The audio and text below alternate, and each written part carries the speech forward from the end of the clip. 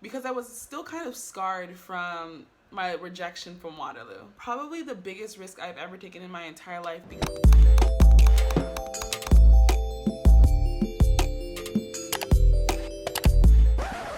Hey guys, welcome back, and I say back because this video is literally a continuation from my last video. While editing, the video became a little too long, so I decided to cut it in half-ish. So this video picks up where that video left off. So if you haven't watched that one, which I put out on Wednesday of this week, this one probably won't make as much sense if you don't watch that one first. So I advise you to watch that one so that you understand where this one is starting from. Or you can watch this one and then watch that one afterwards. It's up to you. But since we don't have time to waste time, let's get right into it. I started receiving invitations for these schools a little bit after I started applying to them. And that kind of gave me a little bit more confidence back because I'm like, okay, schools are wanting me now, because my confidence was clearly lacking. I applied to 10 schools. But on March 15th, I applied to NECO, which is in Boston. And on April 6th, I was invited for an interview. I booked the interview for NECO in Boston on Friday, April 13th. On March 31st, I applied to SALIS, which is just outside of Philadelphia. And I was invited for an interview on April 5th. I made the interview date for Thursday, April 12th, and within 24 hours of each other. So I basically had one interview on the Thursday and one interview on the Friday, and they were within literally almost 24 hours of each other in two totally separate states. Now, it was just me and my mother. We didn't book any hotels. We didn't book any kind of car rental. We didn't even change our phone plan, so we had no form of communication. All I did was book the bus to get us from Canada to Philadelphia because that was where my first interview was. And that's literally all I was concerned about. I was like, I don't know how, but I'm getting to this interview. I do not care. Now, remember when I said that applying to 10 schools was a bad idea? Let me tell you why. Let me just paint the picture for you really quickly. Say I applied to school number 1 on April 5th. Now, school number 1 is going to say, interview me, accept me, whatever. I get an acceptance letter from school number 1 on April 10th. School number 1 now tells me that I have 2 weeks to accept or reject their offer of acceptance to their school. There's just no way. There's no way that all 10 schools is going to get back to me with an invitation for an interview and interview me and consider my application and consider my interview and then send me a letter of acceptance at that point. There's no way that's going to happen within those 2 weeks in order for me to actually analyze and see which school I want to go to from school number 1 to school number 10. So I was like, this was stupid because I couldn't even wait to hear back from all the other schools that I applied to. But I'm not saying that you should not apply to 10 schools. If you want to apply to 10 schools, apply to 10 schools. Do whatever you need to do to make yourself happy. But also consider that transportation is not cheap. Flying to all these different states and all these different schools does rack up some money. And I was applying to schools in Arizona, Florida, California. Like, I never ever actually thought about what it would cost to go to these schools, to interview at these schools, to fly to these schools, to be in hotels in the cities where these schools were located. I didn't think about any of that. So applying to these 10 schools was just unrealistic. Now, let's talk about fear for a hot minute.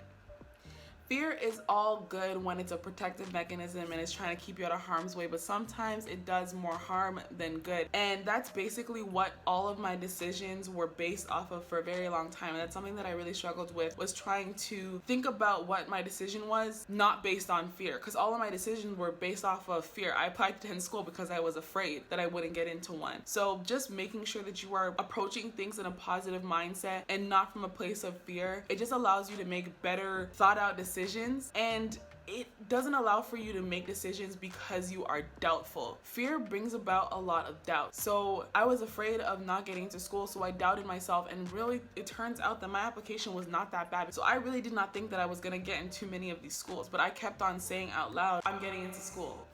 there's no doubt about it. I am getting to school. There's no way I'm applying to 10 schools and I'm not gonna get into one. There's no way that's happening. So even though I said it, sometimes I didn't actually believe it in my mind, and I literally had to continue to say it to myself until I started to believe it. So let's go back to my interviews really quick for a minute. Now, we got to Philadelphia, I was on the Wednesday, and we basically checked in and we stayed overnight in that hotel. I had my interview the following morning, went to the interview. I think I did pretty good if I say so myself. After the interview was done and the tour was finished, we basically flew to Boston that same night, got to Boston at 12 o'clock in the morning, got into another hotel, and then I went to my interview the next morning. When I say 24 hours, I literally mean within 24 hours. So I was actually accepted to both schools a little bit after each one of the interviews, and I decided on Salus. Let me paint another really quick picture for you. I graduated high school when I was 18. I was supposed to finish my 4-year undergrad program at 22, and that would have meant that I would have finished my first year in optometry school at 23 years old. I am turning 25 in 2 months. There is a 2-year age gap in there. So not only did I have to take another year in undergrad to finish my 4-year, which turned into a 5-year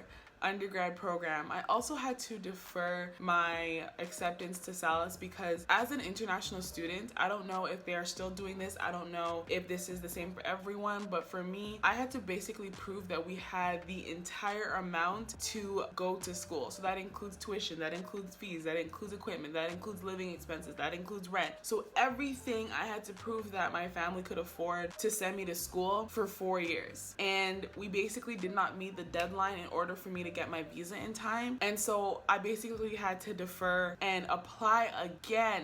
So it wasn't just like a regular deferral where like they just put you off for a year. I had to reapply. We had to then consider once again that currency exchange rate.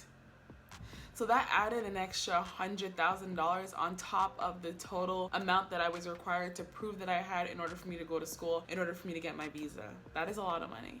It's a lot of money, and I talk about how grad school is nowhere close to the expenses or the fees or the amount of money that undergrad is, and it is not a joke. It is just not even in the same game. So I didn't start optometry school until I was 24 years old. I started last August, and literally I was so excited. Like, this process seemed like the longest thing ever that I have ever gone through, and probably the biggest risk I've ever taken in my entire life. But the thing about it was I wasn't considering it a risk because I wasn't looking at it like that. In my head, I was like, this is literally just the next step. I was talking to my uncle about this the other day too. It was literally just the next step for me. I was like, okay, go to high school, go to undergrad, go to grad school. Like, there was no thought about, oh, I have to move to another country. Oh my goodness. Like, I did not think about it like that. I'm like, I gotta go to school.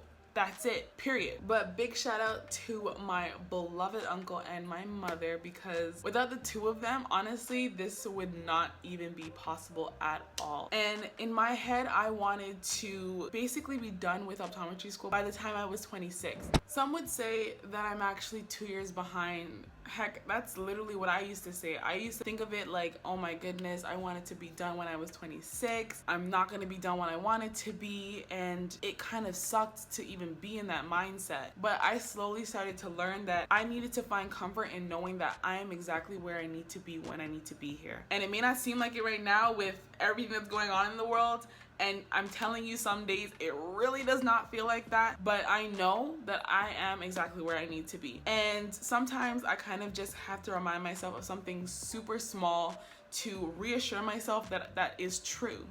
And call me superstitious, call it confirmation bias, call it whatever you want, I don't care. My family's number is 28. Any variation of 28, whether it be 12 and 18, 2 and 8, 8 and 28, like all of it. Our family number is 28. I kind of just hold on to the fact that I will be graduating grad school when I am 28 years old. And I'm not even going to list out all the examples of 28 in my life, but just take my word for it, there are a lot. And that is just something that I kind of just look at and I'm like, I know that I am where I need to be. I know I am. If you like this video, please make sure to give it a big thumbs up. Those really help me out, and to know if you guys like these kinds of videos. If you haven't already, please make sure to hit the subscribe button and the little bell button right next to it so that you don't miss my next upload. I am super excited about that one. But until next time, guys, stay hydrated, stay motivated. And you can clearly see why that one is so important. And mind your business. And I think the easiest way for you to mind your business is by being mindful of yourself, both mentally, physically, all the alleles that you could possibly be. And I'll see you guys in the next one. I'm trying to stay consistent. I'm